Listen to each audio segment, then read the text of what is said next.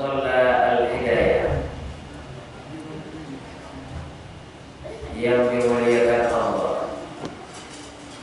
Pada malam yang ke-10 ini,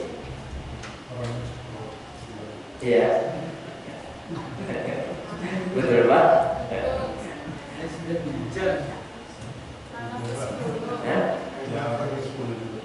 Orangnya juga 10 orang.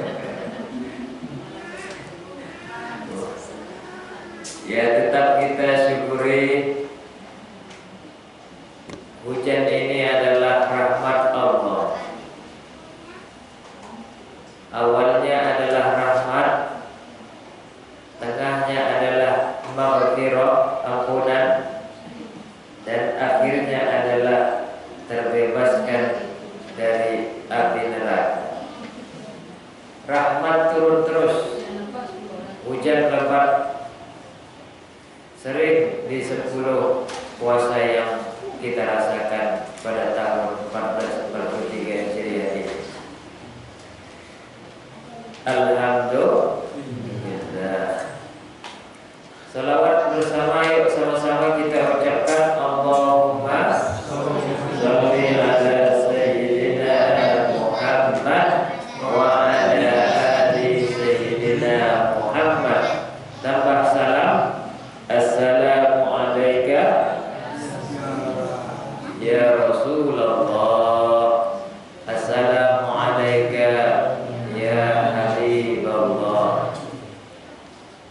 Mudah-mudahanlah kita semua yang ada di mushola ini mendapatkan syafaat Rasulullah sallallahu alaihi wasallam, itu berguna baik di dunia maupun di akhirat. Amin ya rabbal alamin. Apa tuh? Tenang. Dilem baru dimulai.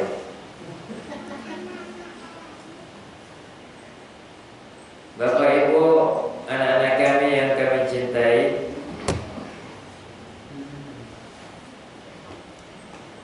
apa tanda si bintang timur walau jauh indah cahaya? Apa tanda si orang jujur cakapnya benar dapat dipercaya? Itu pantun orang tua-tua Melayu dahulu. Jadi siapapun manusia, kalau sudah memegang dua hal ini, maka dia akan hidup dengan tidak banyak masalah. Pertama, hidup di dalam keadaan kejujuran. Omongannya tidak bohong, perbuatannya tidak menyalah, pikirannya pun juga tidak banyak kekacauan ataupun kesalahan. Sehingga ketika dia diamanahkan suatu hal, dia dapat melakukan amanah tersebut. Sebenarnya semua kita Pak Bu adalah pemimpin. Jadi kalau kita cerita Presiden Jokowi yang di demo, atau misalnya cerita Samsuar Gubernur Riau, atau Bupati Kampar Catur Sugeng, itu skala mereka. Di negara pemimpinnya presiden, di provinsi pemimpinnya gubernur, di kabupaten pemimpinnya bupati, camat kecamatan, kepala desa di desa, lurah di kelurahan. Kalau di sebagian kampung-kampung itu dinamakan penghulu. Untuk penyebutan kepala desa atau lurah itu penghulu. Itu ada di sebagian kampung seperti Bagan Siapi-api, atau juga sebagian kampung Pak Wali, itu di daerah Tembilahan. Yang penting mereka adalah pemimpin di kelurahan mereka, RW RT pemimpin juga, bapak-bapak pemimpin di keluarga, ibu-ibu pemimpin juga untuk anak-anak. Anak pun juga adalah pemimpin untuk diri mereka sendiri.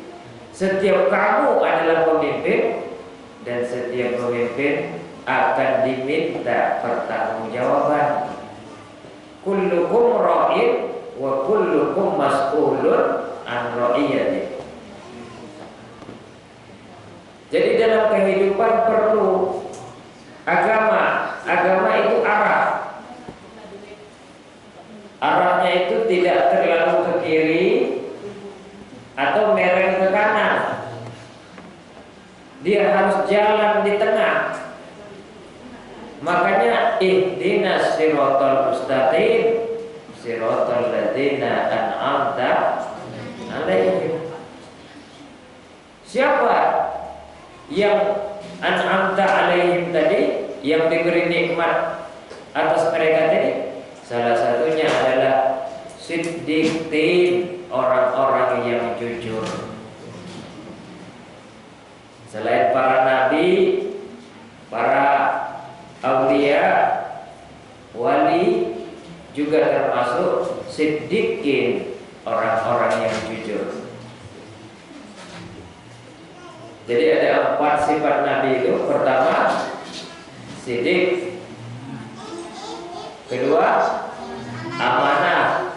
Ketiga, fatonah, cerdas. Keempat, tabligh, balighu anni walau ayat, sampaikan walaupun cuma satu kebenaran saja. Qulil haqqa walau kana murran, katakan aja yang benar walaupun rasanya kadang pahit untuk didengar. Ini kan menjurus kepada jujur semua. Siddiq jujur, amanah, kalau udah jadi orang harus jujur juga. Fatonah, jangan cerdas saja tapi cerdaslah yang jujur. Pintar tapi jangan mintarin orang. Jadi tokoh jangan menokoh. Tabligh, menyampaikan, sampaikan juga yang benar tadi. Tidak ada yang keluar daripada konsep lingkup kejujuran.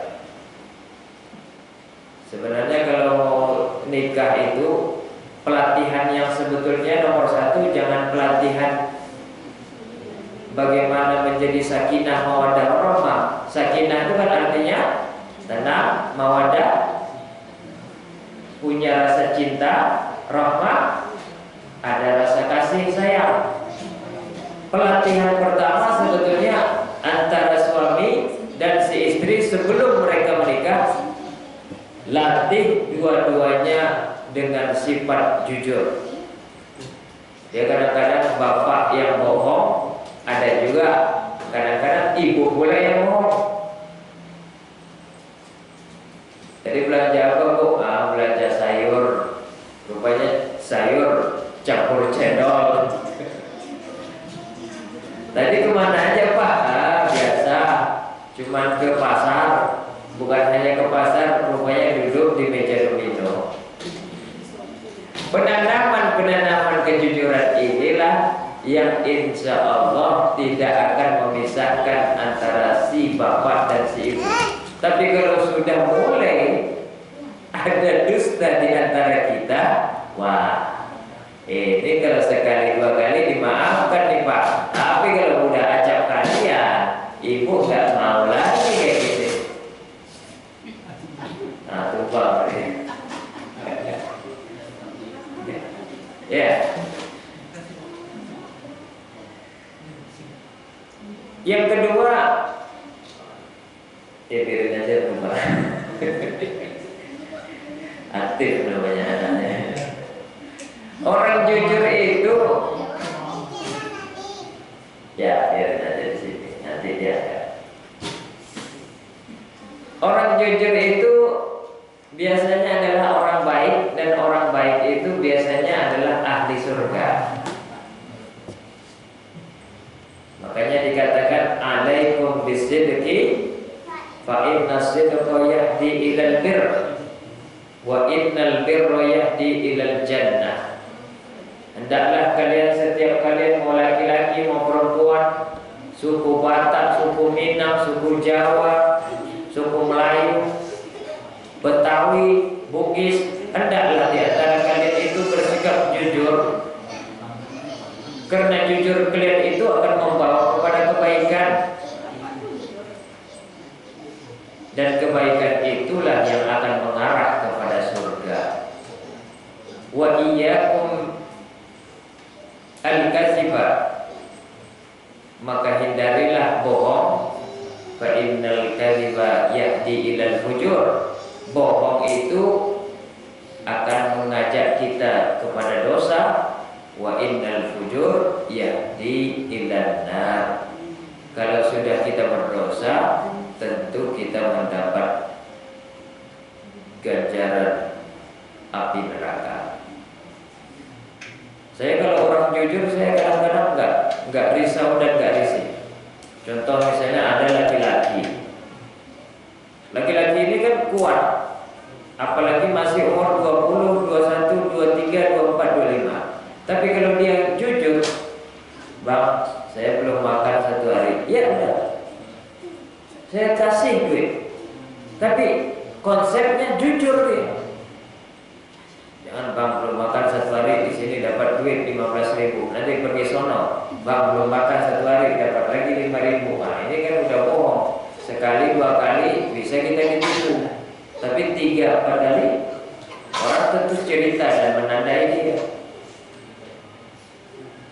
Banyak efek ataupun akibat dari buah kejujuran yang bisa mengakibatkan seseorang itu lebih baik dan lebih aman dan tenang. Ya, kita bisa lihat juga lah di daerah kita ini siapa yang biasanya banyak ceritanya, banyak bohongnya, kan kita tahu juga. Kadang-kadang sabar aja dah menghadapi orang kayak gitu. Ini banyak ceritanya saja, ini gayanya saja banyak, aksinya nggak ada kan? Nyatanya mana, jujurnya mana? Maka oleh karena itu saya tidak bisa mengatakan nomor 1 untuk kesuksesan manusia itu adalah kepintarannya, tapi saya mungkin bisa mengatakan nomor 1 agar dia bisa mencapai hidup senang adalah keberaniannya untuk selalu berkata jujur. Banyak akibat-akibat daripada jujur itu. Contoh, ada seorang anak muda iseng-iseng berteriak, maling, maling, maling. Rupanya kita datang ke rumah dan datang, tidak ada maling. Dia ketawa, hehehe, kena tipu semuanya. Hari besok dia teriak lagi, maling, maling, maling. Kita masih datang. Kenapa? Kita masih percaya, kasih kepercayaan. Rupanya dia nipu kita. Kalau dalam bahasa anak muda, ngeprank. Ketiganya dia teriak lagi, maling, maling, maling. Beneran ada maling. Motornya sudah dicuri, kita nggak mau datang lagi. Kenapa? Kejujuran kita, kepercayaan kita sudah didustai oleh pelajaran pertama dan kedua dia. Makanya ini akibat buruk daripada manusia yang biasa bersifat tidak jujur. Tambah sedikit cerita. Ada seorang raja mencari anak buah kepercayaan, karena anak buah kepercayaannya udah umur 60, udah pensiun. Diumumkanlah, saya bara dicari kepercayaan raja. Wah. Tapi karena orang kampung itu tahu raja ini kalau tidak orang yang punya kekuatan ilmu, dia bisa mati karena banyak musuhnya. Akhirnya cuma 2 orang yang berani, Pak.